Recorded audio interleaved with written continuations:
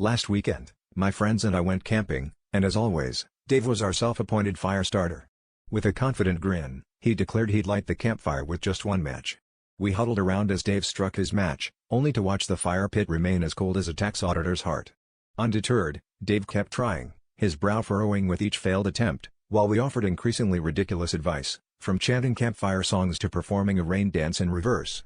Hours passed, and the sun began its descent, casting shadows that danced mockingly over our unlit logs. It wasn't until Jim, our resident skeptic, grabbed the match pack to inspect it, did the truth finally dawn on us. Dave had been striking a toothpick the whole time. The entire pack was toothpicks. Turns out, Dave was trying to ignite a flame with the tooth of his labor.